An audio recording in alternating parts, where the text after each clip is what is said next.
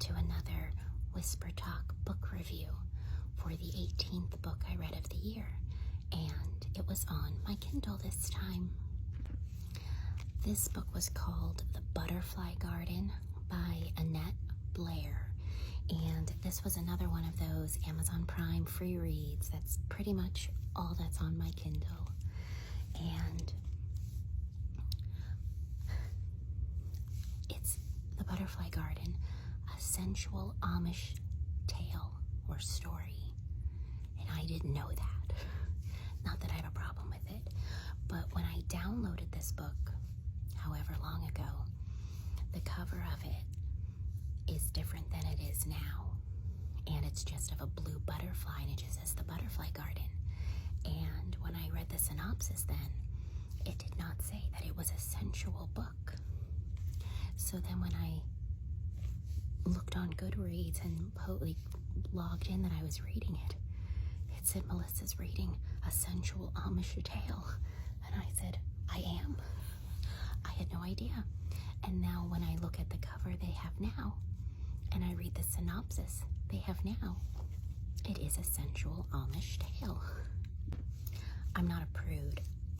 I read it, it's fine.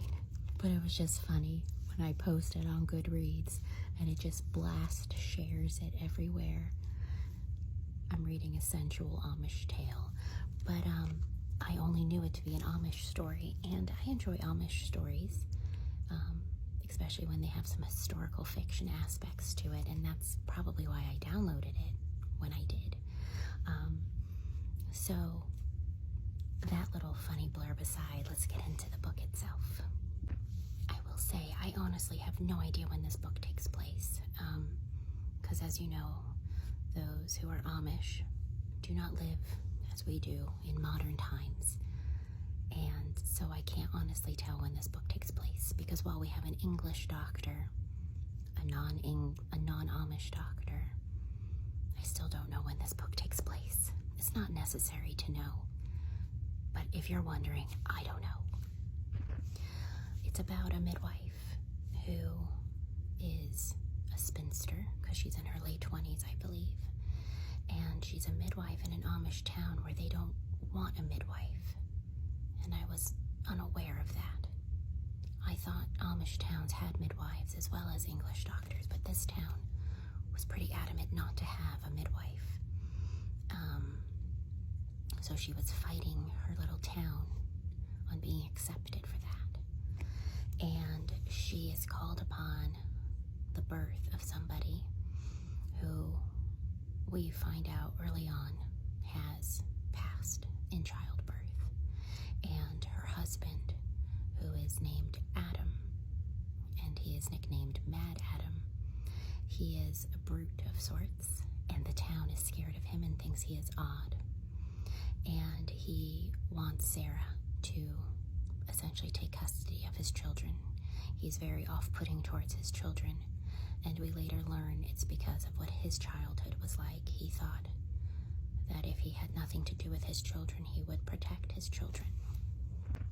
That's to say there is some trigger warnings here of child abuse, physical child abuse. So that comes up a lot with some descriptions, so be forewarned. This book is probably, if it were set in modern times and non-Amish, would be something a lot of people would enjoy. And I will say, if this were set in modern times, I probably couldn't stomach it. Like if it was set in non-Amish times, I probably couldn't handle it. But I could handle it because it was in an Amish story. Go figure. But if you don't want any spice, low-level spice in your books, don't read this one.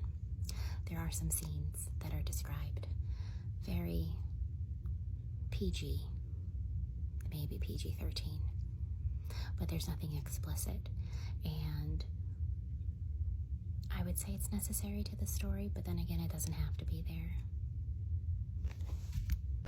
There is a lot of redundancy. There's a lot of cycling and circling back to, I love you, but I can't be near you.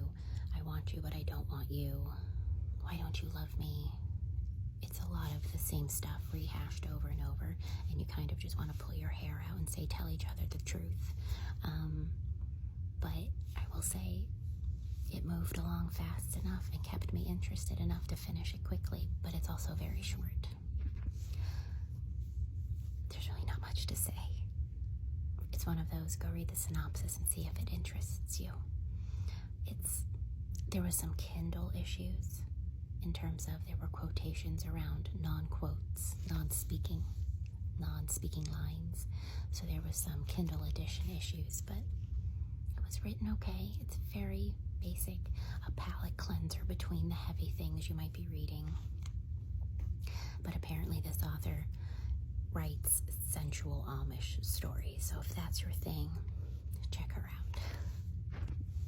There was nothing really pulling with the dialogue and quotes, but I found 2 quotes, so those will be up next.